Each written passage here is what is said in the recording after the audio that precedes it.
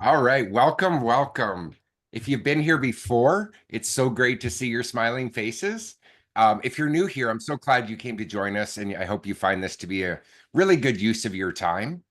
Today, we have an awesome guest, and I'm always excited about open coaching, but this one especially because it is so helpful, and it's such a need in law firms right now.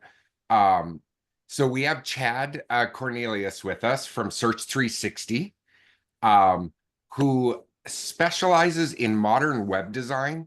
And I've seen some of his work for law firms, and it's absolutely amazing to take your website beyond just saying, I have a website, to actually having a productive website. So to get started, I am going to pop up this poll so we can kind of see where everybody's at, and Chad can get a baseline on this of where you're at with your website. So if you want to take just a minute to do that. And hi, Beth. Hello.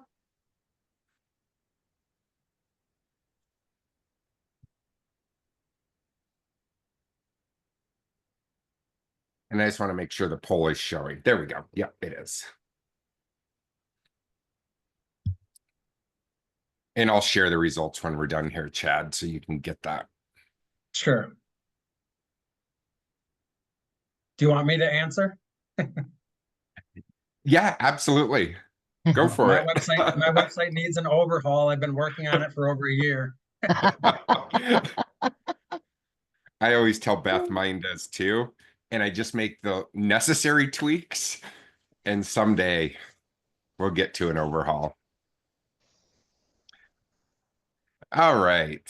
So I'm going to go ahead and end the poll, and I'm going to share that. So it kind of looks like we have one, we don't currently have a website.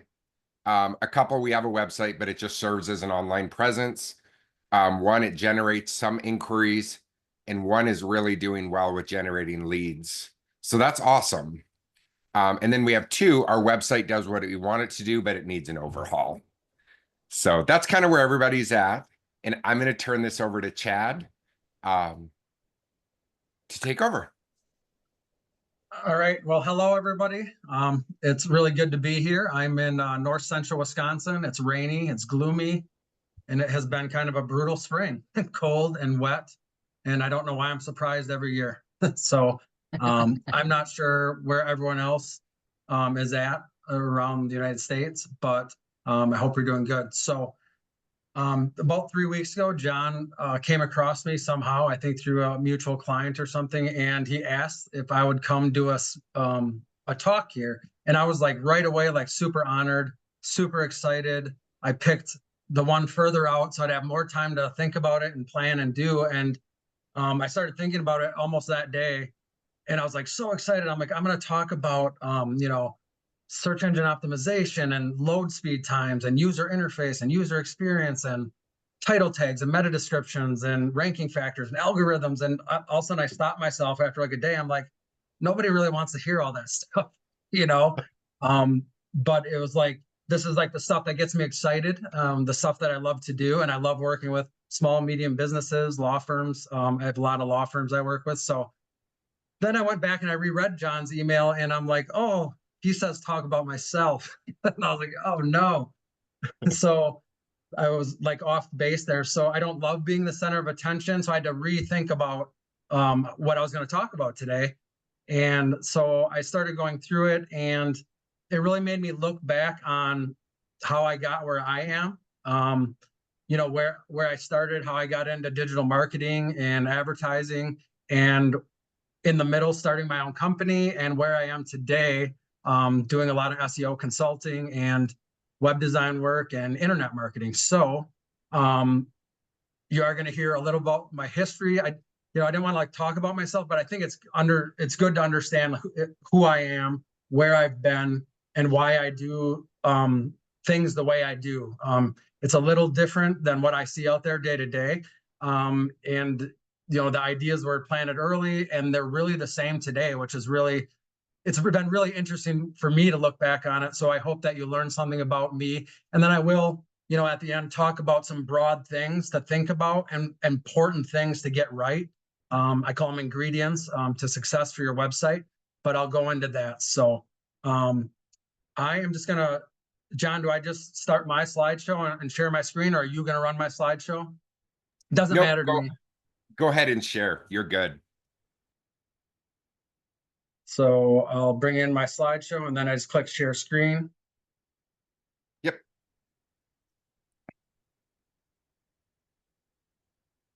Okay, and then I can still see people's faces, and I don't care if people want to interject with some questions, because I don't need to just ramble, or in the chat, or I will leave space at the end. You can ask away. I'm an open book, to a fault. So just ask away whenever you feel you need to, or if you have a question to stop me, whatever works best for you guys. And John, you make sure I stay on time. I don't know exactly when you need to end, but all right.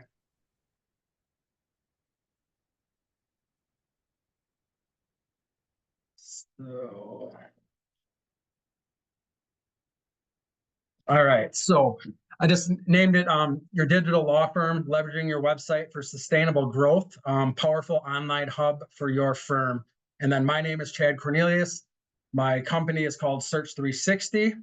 And like I said, I'm in Wisconsin here. So this is a real basic agenda. The first thing I'm going to talk about, and if you only get one thing out of today, this is what I want you to take away, is own your website and your domain. And I'll get into that right away in the next slide. Then I'll talk a little bit about me, a little bit about my company and the history and how it kind of came to be.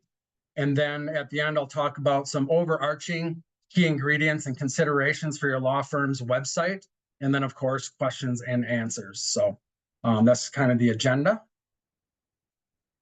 So first of all, I really wanted to just say you own your website, or you should own your website. So of everything out online, the 30 billion web pages in the world, the only one that you own is your website, your domain.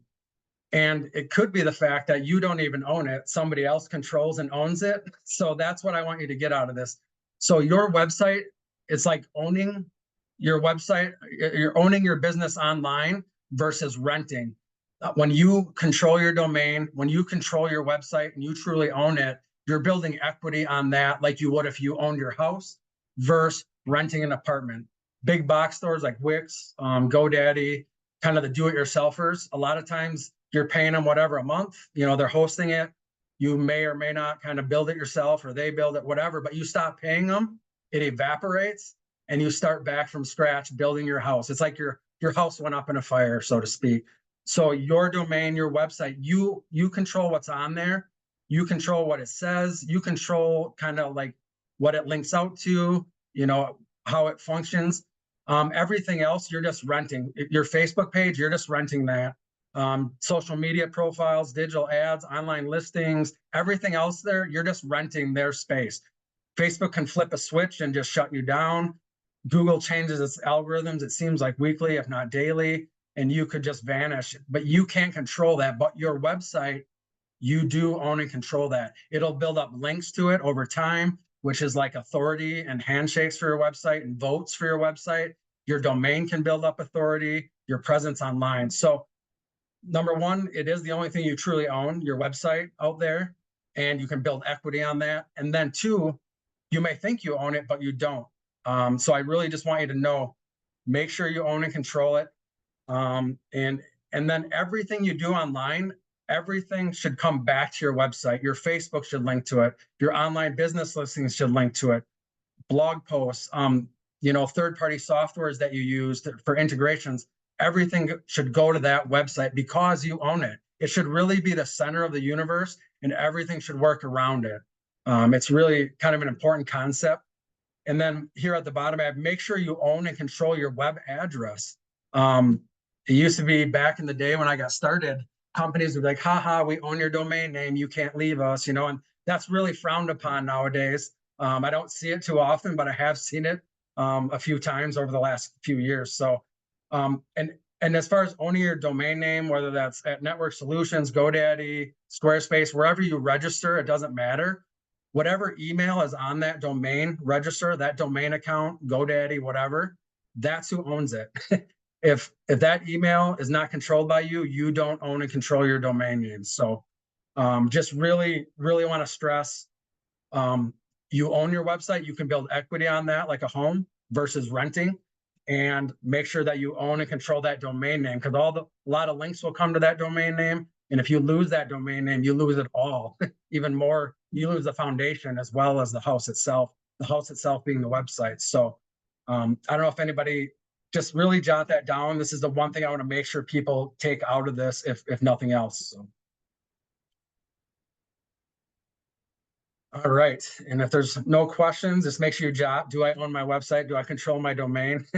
I'll get into a little about me and about my company, Search360. I have just about exactly 20 years in digital marketing for small and medium businesses. It's ironic. It's this spring, roughly, where it makes it about 20 years. And it's roughly 10 years ago, sometime this spring, when I formed my LLC and went out on my own and started my own company. So kind of works up pretty chunky, 10 years all this spring. So good timing. I have my Bachelor of Arts in Psychology from the University of Wisconsin-Madison. I also have a master's certificate in community mental health counseling. I live and work in North Central Wisconsin. I am married. I have 3 children, 1 adult, Spitfire 17-year-old girl in 4 days in the middle, and then our baby just turned 15, a couple of spring babies as well. So I also have 3 golden doodles. And if you're debating getting a 3rd dog, I would say do not. 2 was enough. I don't know how I got 2. And I really don't know how I got 3. So that was a recent addition this spring as well. So 3 golden doodles. You can kind of see from my resume there, I didn't go to get formal training. I didn't go to college for digital advertising. It kind of just happened. I got out of college and I started working with delinquent youth at like a treatment facility. And that was primarily sex offenders and fire starters. I actually worked with the fire starters specifically when I started.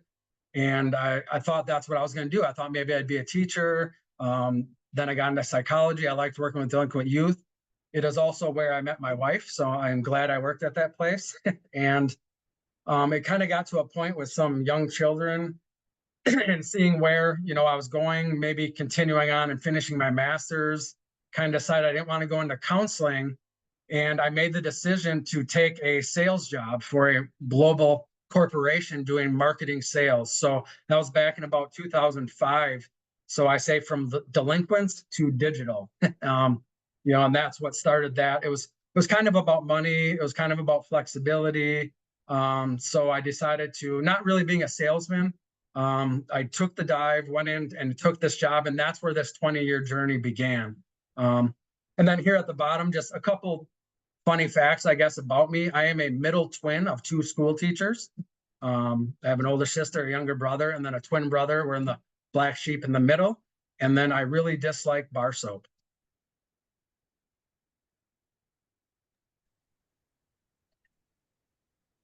And now, kind of like the seeds being planted or the birth of my company, Search360. Go back about 20 years, and this is about the first 10 years when I worked with the global marketing corporation. I started, and I don't know if it was about a year or year and a half, 2 years, this thing called digital just really started taking over.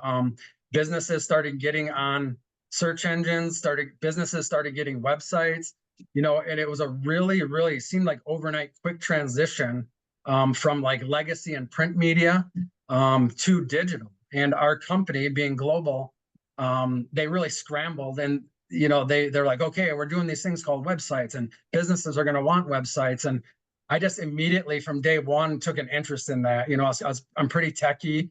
I like computers, and I just really took an interest in that. And it was not an easy transition for this big corporation, but they kind of like saw that I was interested in that, and I had some knowledge and some passion for it. So about 3 years into working with this company, they flew me out to Dallas, and I got to meet and be trained by Google representatives about search engine marketing. That would be, I think it was called Google AdWords back then. These would be the little ads you see at the top sometimes when you search, and it's pay-per-click advertising. So I was trained all about that, how it works. I was fascinated.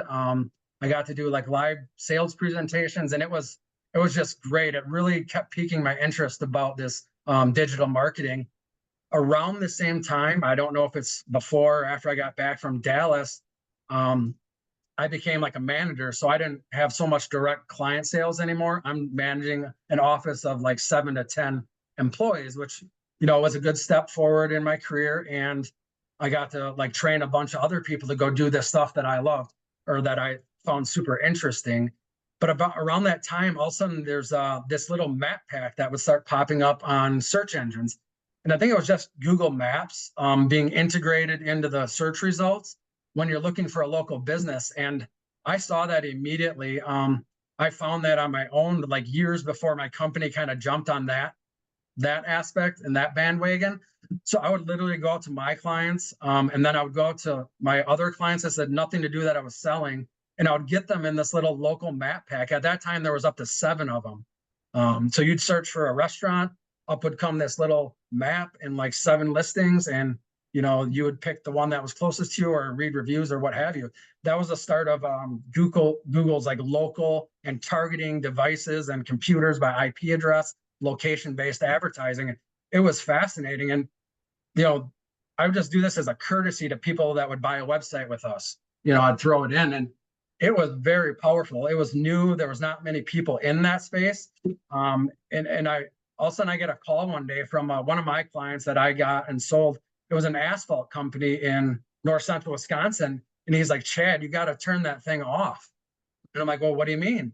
He's like, I'm getting calls from the entire state saying, come do my asphalt ASAP.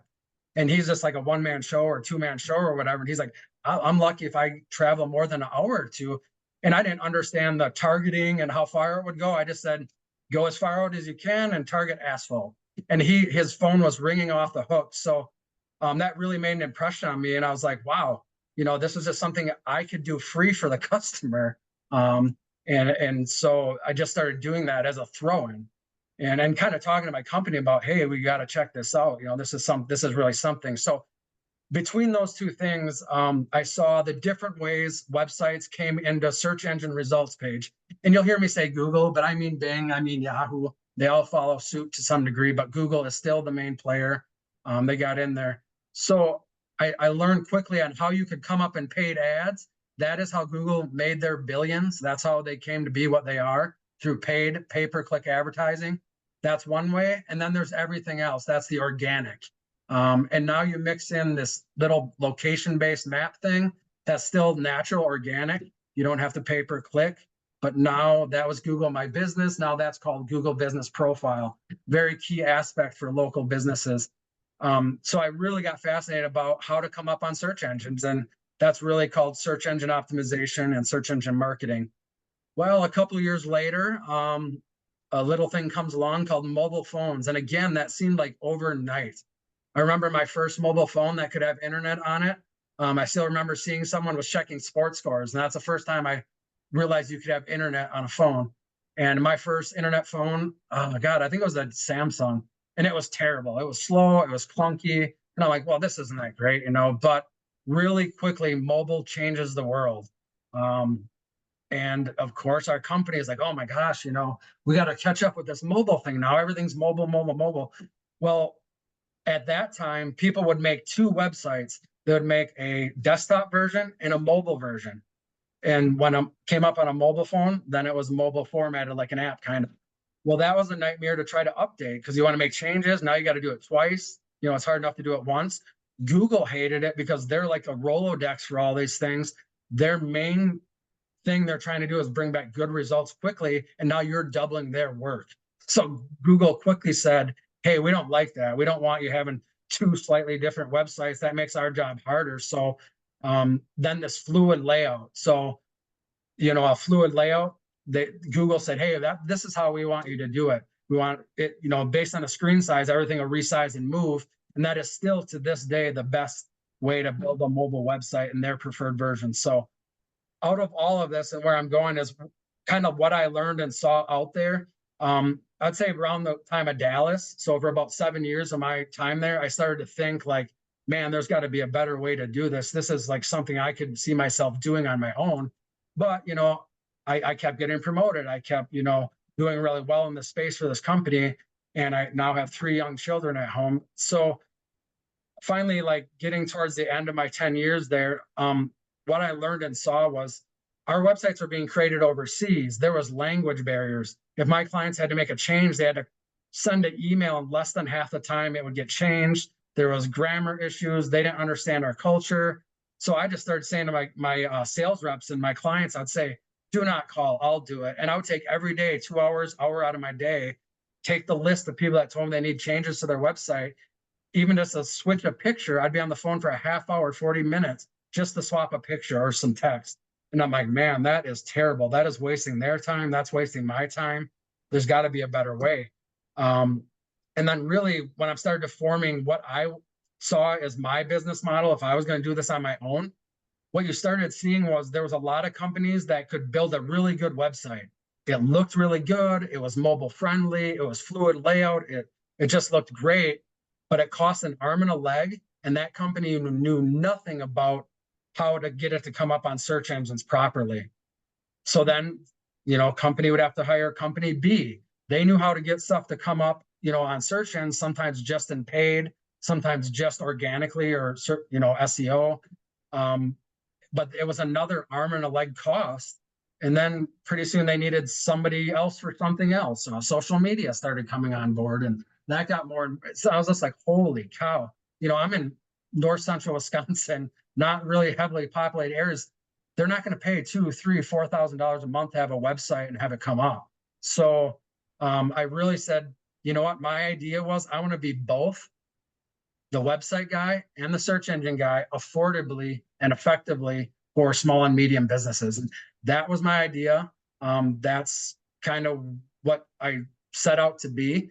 And it holds true to this day. So I finally made the decision to jump from a really good job into my own solo practice. And it was pretty scary, but I took the plunge, and I'm so happy that I did. And I have to look back. There's kind of 3 key people in my life that really helped me do it, like pushed me, it's just take that plunge. And it was a good friend, my father, and then my wife and my in-laws.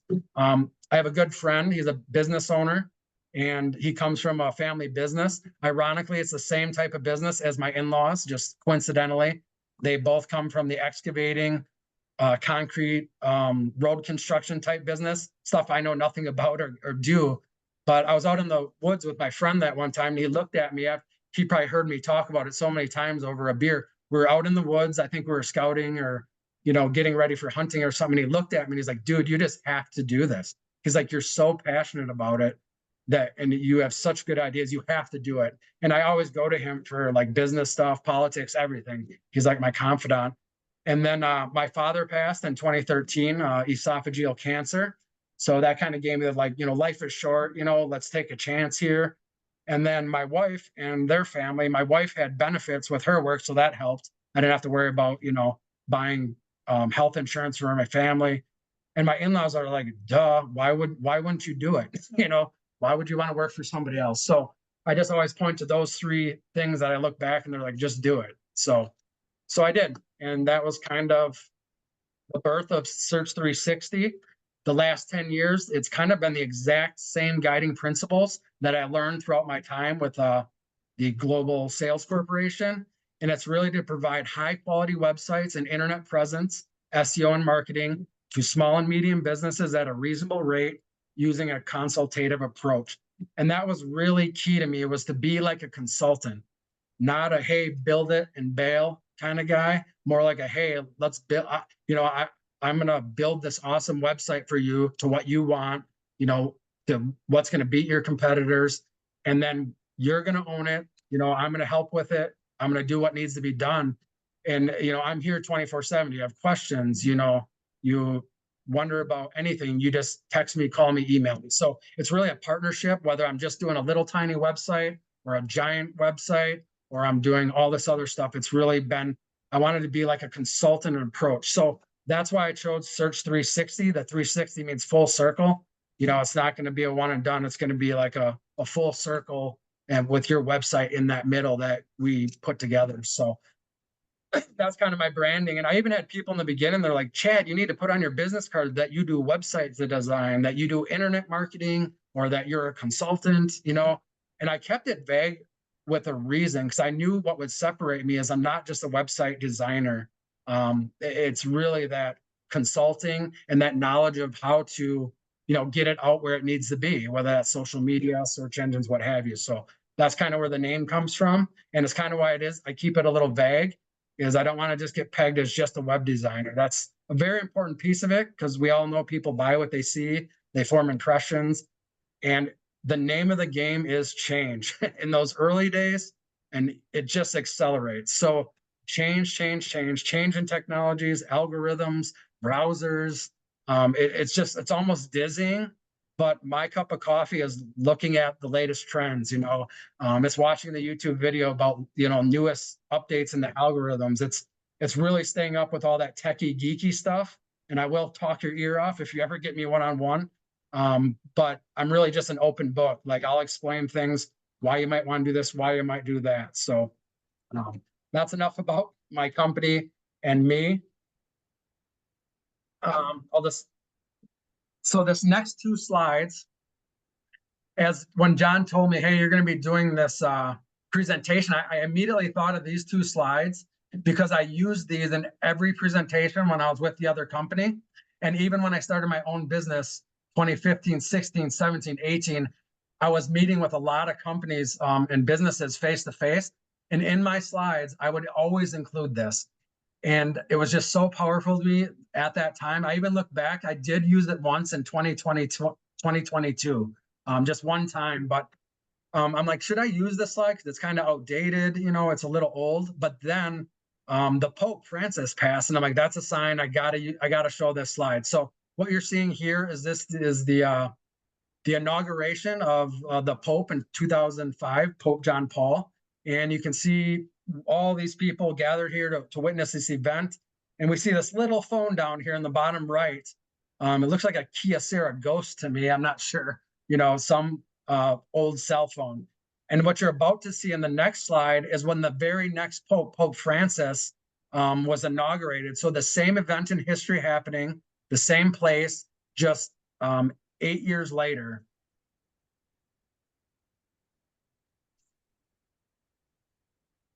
So yeah, I got to do my math. Yeah, so 8 years later, the same thing happening, and this is just powerful. So these mobile devices, this high-speed internet, it literally changed our world forever, and it still does to this day. It influences everything we do, our culture, our life, our politics, our parenting, everything. So I debated if I should use this, and then I also thought, I'm going to find this image when the next Pope gets inaugurated and see what it looks like. And my guess is it will be less than this. I just think, this was new. And I hope that people are getting just a little tired, of always being on their phones. That's my hope. So I would guess you're going to see a 50% roughly reduction in this type of people filming it. And ironically, this morning, I'm watching a news clip on YouTube about Lambeau Field in Wisconsin here. They're holding the NFL draft. And if anybody knows Wisconsin, that's a very big deal. Well, I was watching the video, and the drone now is panning across. And I would guess it was almost exactly a 50% less people. Still lots of people holding up their phones, recording the Green Bay Packers #1 draft pick. But I would say less, a less percentage than this. So I found that interesting. That was just this morning. So this just really illustrates how fast things were changing, and it really still holds true today. But as we all know, technology changes, and that is really the name of the game. So I named my sites, when I want to make a little name for my sites, I call it Sites 360. That's just what I call my website program, because I do these websites and I do all these important things to make it successful. And I kept the date down on this slide because this is the same slide that I used back then. And if I did meet people in person, which I do once in a while, but a lot more is virtually, word of mouth, over the phone now, than it used to be, is just amazing designs on the websites, found everywhere where it needs to be. And the key is easy and flexible. It really has to be flexible. It can't take up your time and waste your time. And flexible. It has to adapt to changing softwares.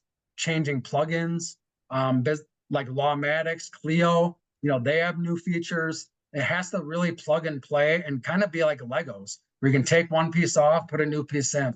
It's just funny because this slide is the same as I used, 10 years ago, and it really holds true today. So that's kind of the end of about me, about my history, kind of how I run my more of a consulting type approach to the website itself. And then here's a quote I Googled and I found on the American Bar Association. Kind of worked really nicely. I want to share it. It says, it is a wise move for law firms to have thoughtful websites in order for potential clients to easily find them. But creating an effective website is not an easy feat. And I love this quote. It's from 2023. I think I even used the word thoughtful on my website. I'm pretty sure I used thoughtful in there because that's exactly what it is. You have to think about a lot of things as you're building it, as you're working on it, as you're getting it out there, and that doesn't stop. Your law firm changes, everything changes. So you got to really be thoughtful about it, especially from the get-go. And then there's more about that. All law firms have different needs and different resources. So I work with a lot of law firms. Some of them have these huge employees and they have so many in-house resources that a lot of things can be handled and managed in-house. Some don't have that. Some are like, hey, we just need to hire that out. What should we do? These are all ever changing, as is the digital landscape and the technologies, and everything together is what's going to dictate, what options and choices are available to you. What is your marketing budget right now? Who's on staff, that can handle some of this. And then of course, I'm going to do everything and anything that I can to make it all really easy. And then make sure you plug it into things for client relationships, everything. And how much, if you do hire it out, how much should you cost? How much of a priority should this be for you right now? These are the things that you can ask me. I'll give you a very global things to think about and consider and help you make those decisions so you're not wasting a lot of time and money, yet you're getting what you need. And I really highly recommend, if you don't, looking into like Lawmatics, Clio, Zapier, some of these AI things, and I can help do that. I mean, I don't do those. I pretty much plug them in, but I really know that they have helped law firms that I've worked with. Social media, what is your strategy there? How is it plugged in? Even if you don't actively want to be on social media, having your Facebook profile or what have you set up correctly and plugged into your site gives it an SEO boost to search engines and ranking. There's so many search engine ranking factors now, it's just almost dizzying. But do not forget, your website that you own should be at the center of it. All right, now we finally get into some of the geeky stuff, and I'm not going to be real geeky. I'm just going to try to, if you're jotting some notes, some key things that you should think about, if you're thinking about a redesign or reworking your website or getting some of this stuff plugged in. So number one, web design. Pretty straightforward. And then not so straightforward, number two, search engine optimization. That is the one that is, it just used to mean like how you come up in the search engines, but how that happens now, how Google ranks, who comes up, has evolved so much, even over the last few years. So that's a pretty big topic. I won't bore you to death, but I love that stuff. So if you do want to talk about it more, email me, text me, call me. And then thirdly, website management. And then I just put integrations in there. So how is your website managed? How easy is it to manage? Who manages it? And who should manage it? Some of those things. So I'll just have one slide on each of these, and I'll share a few things, and then we'll be getting towards the end of my presentation. John, how am I doing on time? You're great. Awesome. Yeah, I don't want to bore people, but all right, web design. So I wasn't formally trained in web design. I was kind of self-taught. I've done some certificates and some little things, but I had to go out and learn what is modern web design, what are the best options, how do we make this thing work really good on an Apple, on an Android, on a tablet, and on desktop, and now on 27-inch monitors, 40-inch monitors, what have you. So user interface, that's UI design, that's traditionally what people think of when they think of web design. That's how does it look? How are the colors? How are the fonts? How does it really speak to my audience and my branding? And then user experience is another thing. How does it function? How does it lay out mobily? How does it navigate? How easy is it for someone to fill out a form or complete a different task? Like payment gateways, and they kind of come together. User interface design and user experience design. These are like their own fields. Big companies pay big bucks for someone that just knows user experience design, like Apple or what have you. So that's web design. It kind of goes hand in hand. Branding, it is so important to consistently. I mean, your website is out there for the whole world to see, and we want as many people to see it as possible. That's why we do SEO and marketing and promotion. It really has to brand. It has to say, that picture says 1,000 words. That video is like 1,000 pictures. The branding is so important to be consistent. What makes you stand apart from your competition? That can be said visually. That can be said with good copywriting. What is your story? And then, of course, trust and expertise. You have to let people know. We all want new clients, and if they just come here, it has to say, "Hey, I'm trustworthy. I have expertise. Give us a call. Fill out our form. Chat with us." So a lot goes into web design, including what your competitors are doing and what your unique story is, your brand, what have you. So, and then I just put here at the bottom. It's just funny, like I'm the billing guy, I'm the marketing guy, I'm the web guy, I'm the new sales guy. I'm pretty much solo. And the one thing that I absolutely love is getting that design going. Learning about your business, learning about your competitors, and then letting my creative side go and, putting it together. Like if I could just do that day in and day out, I would, but I have to do all this other stuff too. So I love designing websites. All right, search engine optimization. So search engine optimization typically kind of means, how do you get on the first page of Google? Or why do they choose this website over that sub? Back in the early days, it was really about what we call on-page SEO. And that's really about your website. So if you look in the back side of your website, there's something called each web page has a page title and a meta description. So if you do a Google search and up come the search results, right here is just a search result I snipped in from Horn and Johnson. This blue thing is the page title of that one web page. And then these next two lines below it are the meta description.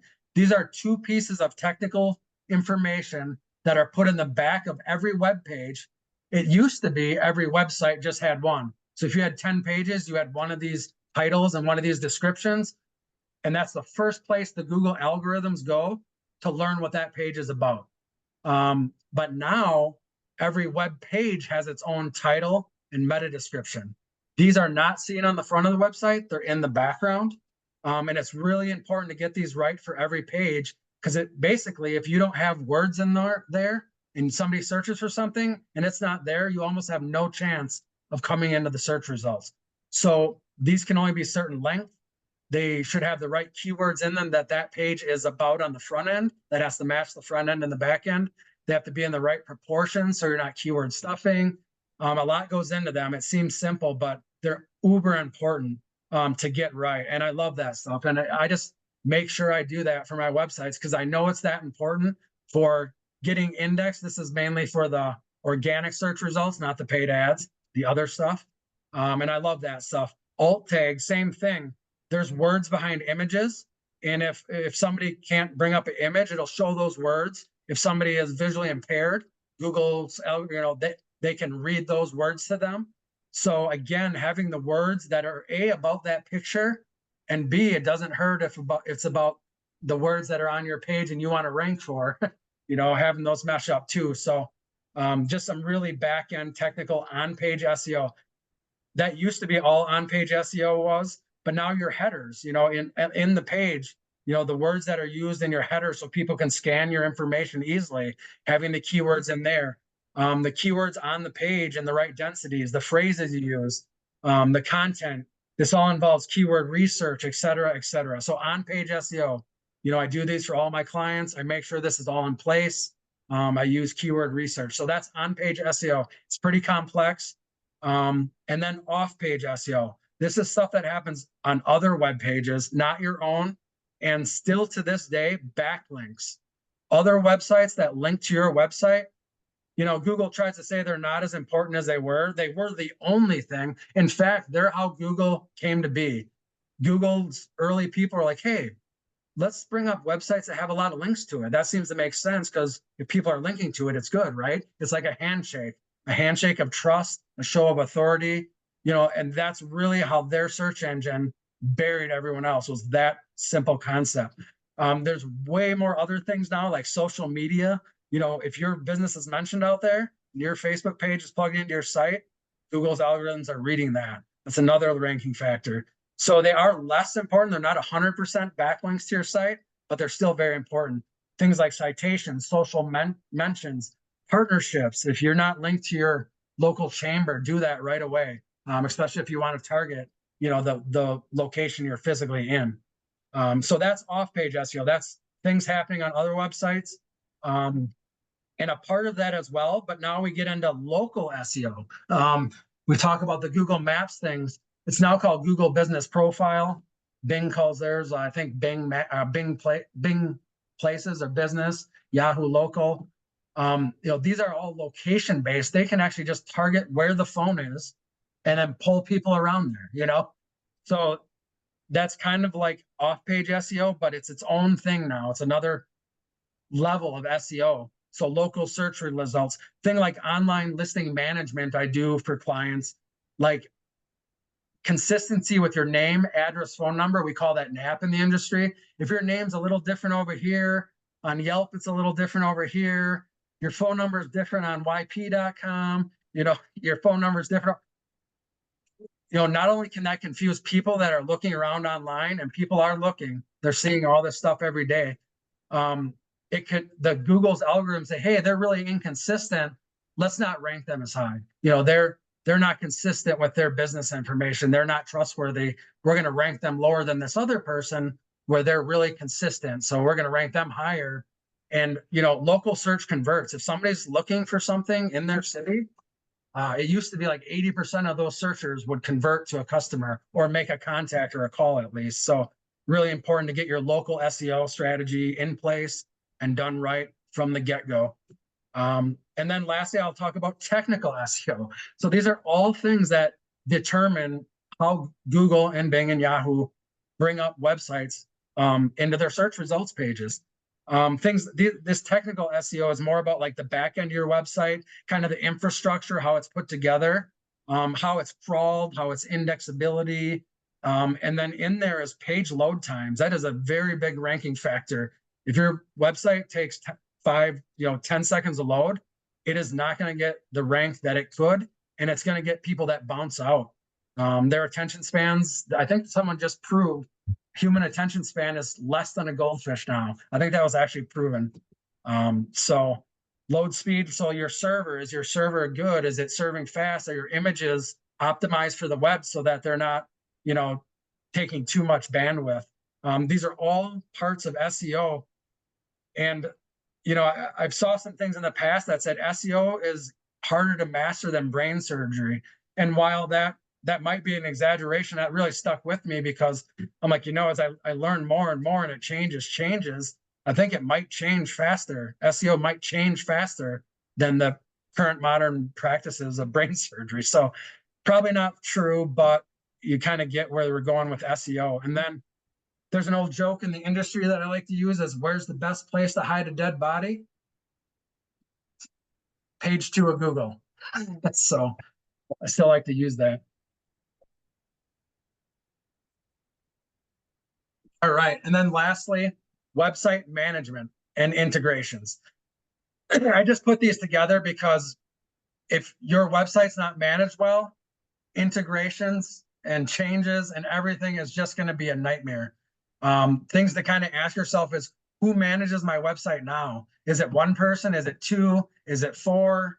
Is it in-house and agency? What is it? who really managed my website, who's in charge there. And hopefully you have someone on staff that, can do some level of management, if it's, at least if it's not like coming up with some changes or updates or what have you. So, and kind of what is the backup strategy? If the website goes down or gets erased, do you have a backup strategy? That's important so that you don't lose everything. And is it easy to manage? If you need a change, is that easy? What does that process look like? If you want to put in Lawmatics, Clio, Zapier, who does that? Who talks to Lawmatics? Who actually puts the, embed codes in? Who are those people? And then I just put, is your website built like Legos? And I put a little Lego thing on here. What I want it to be is easy to manage for me and for you, or whoever you do, that, it's not a headache. I'm not kidding you. Like, I'm working with some specifically law firms right now. There's been 4 or 5 agencies that have done things to the website over 4 or 5 years, or 6 years. And I have one right now. It is an absolute nightmare. Like, it makes no sense from a management standpoint, from that infrastructure standpoint. And it is just like so much work to try to fix it and to try to get Google to re-index it and understand it. Like, they would probably be better off just restarting from scratch. And I told them that we're still fixing what is there just so we can get some more immediate gains, because theirs is, one of those really, really giant websites with tons of blog posts. A lot of those with broken links, which is not good to have too many of.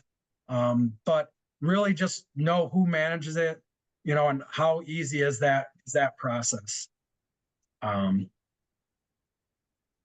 And that is it. And I hopefully I didn't rush through all that. I just want to give a history of where I've been, who I am, and why I run my business more like a consulting agency with my web design, internet marketing, and consulting. And I any love questions? that. I'm going to ask you one to start off the questions. Sure. First, I have a golden doodle, so when you said that, I laughed because they're nuts. You have 1 or 2? I have one, and she's crazy. Yeah. 2 was, I got used to 2, but 3 is a whole new ball game. Oh yeah, they have a whole different personality. Yeah. I love them to death. So if we could dial this in, and if you could just kind of comment on maybe the 2 biggest mistakes, or 3, whatever, that you see law firms make of why their website isn't working how it should to produce leads. Yeah, I would have to go back to SEO. Really, like, you will not. So like a lot of default website builders and things, they'll just say home for the homepage, and contact for the And so when I go in and look, I cannot believe how many web pages I go in and look, and their page title, this crucial piece of SEO content in the back of the website, still says home. And a lot of times home, business name. It's just, if you want to be found for the word home, it's good, but otherwise it's not bad. So I would say, number 1, all aspects of SEO, from on page to technical, that would be number 1. Because if you don't get those in place right, that can't snowball. And that's what SEO does. SEO is not an immediate, like, hey, we're going to give Google a bunch of money and we're going to show up in the ads right now, pay-per-click. Free to come up, so that's awesome. Pay-per-click, that has its uses and benefits. But if you don't do the SEO on page right, then you don't even really have a shot with the rest. So I would definitely say SEO in general, that technical SEO. And then 2, it's going to really be management. It's, things have gotten broken, things have gotten stale. And that's a lot of times because of how it's managed, who it's managed by. They get busy with other things change, nothing gets done. So just stagnant management and SEO. I love that. And we see that too. And we've been seeing websites get better. I just saw one you did, Chad, and it's just stellar of just how easy it is. if I was a client and I was going through this website, I was kind of picturing myself before we got on this call. I went through the website, just how user friendly it was for me to use. If I was a potential client, I was really impressed. And if it's not something you specialize in, it's okay to use third parties and outsource. We talk about this all the time. Do what you're good at and let other people do what they're good at. Yep. Don't try and spread yourself too thin. So does anybody have any questions? This is an awesome time to pick Chad's brain. He's so smart in this. And John, real quick, I think I know the client you're talking about, and it was a pretty big project and a lot of content. So I love that challenge, taking what they have, improving upon it. And she, the manager, she's responsible for a lot of this management, right away said, we want some design changes and stuff, and that's good, to go with their branding. But she said, do not, like day one, do not touch the flow. How things navigate, how they link. Because a lot of that linking, affects search engines too, how things link together within your website. So that would make me feel so happy, like good, because that was a lot of content. But that project made me very happy to say it was set up properly, because that was quite a few pages, a lot of blog posts, a lot of things. Yeah, and as what I really got out of that project was I do very minimal website stuff. I did ours, and I'm not very good at it. I can do enough to get one up. But what I got out of theirs is there is so much technical behind that I will never see. And as a client, though, I don't have to, because it just works and it does what it needs to do. And that's really the end game, is improving the client experience and offering excellent customer service. Yeah, definitely. So I love that. And we have a quiet group today, and that's okay. Websites are a whole new ball game. They really are. And I'll tell you, Chad, when I worked at a scrap metal yard in the height, like 2003 or 4, the height of when really high-end websites were starting to become popular, we wrote a check for $75,000 for the website, the branding, and the logo. And it's just changed so much now because it's more accessible with people that can help you do that now. Definitely. Yeah. Fire away, or if you're shy, feel free to email me, text me, call me, whatever. Just, let me know that you were on this thing. Any question, like literally, I love answering questions. And, I'm working with these couple other like national brands. One has this whole team in like Philippine virtual. And they hired me on. I'm really just training them, because I'm like, that if I can train someone on your staff, that's great, because it's less work for me to do. And in the long run, it's going to help your business even better. So I really love like the training. So I never did go into teaching like my parents, but at some point I feel like I'm coming around to with some of the consulting that I am teaching. And I like that. I love to teach. That's great. And that fits into our philosophy, where we want to help you get things going, like especially with Lawmatics, what we support, Decision Vault, all of those. But we don't want to be your crutch. We want to be your support to help you and hold your hand alongside, where you can just take off and just excel at what you do now that you're given the tools. Exactly. Yeah. And I know I'm biased, but your website, if you don't think your website's important, I don't know, that you're probably wrong. I'm not going to say definitely wrong, but probably. It's funny. I did a website not too long ago for a seed potato farm. This was a unique niche. They specialize in just the seeds that come from potatoes. Apparently there's a big market for that and a lot of science. So this person basically said they don't want to come up on search engines. And I literally could not wrap my brain around. It was like my head started smoking. And he's like, I'm in these like, scientific journals and stuff, and I want to just be able to reference people there and then look professional and say certain things. And then, as we talked, I'm like, well, can I at least submit it to Google? And he's like, okay. And it's funny, he's getting like, not wanting any, he's getting hundreds of visits a month without even wanting it, That's awesome. And he's not displeased. He's not annoyed. Awesome. Yeah, I love that. Well, we are at 11 o'clock. Chad, thank you so much. This was awesome. Everybody grab his email, reach out, at least get on the phone with him for a consult to see what he could do to help you. If you're struggling in cash flow, you need to beef up your website. If you're not struggling in cash flow, you need to beef up your website to grow. If your goal is to grow, obviously. Some people are very happy where they're at, and that's okay. It's all about your needs, but definitely reach out to him. He's awesome. I've seen his work. Most of you know Molly McGrath. That's who introduced me to Chad, and I trust anybody that Molly works with. So Chad just fits right into that. So thank you for coming. Thank you, Chad. Everybody have an amazing weekend, and we will see you here next Friday, same time, same place, and take care. Thank you guys. Have a good weekend. You You too. too. Thank you. Thank you.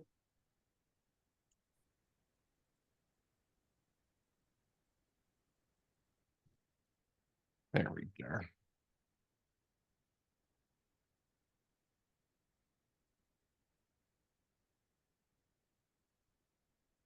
Perfect.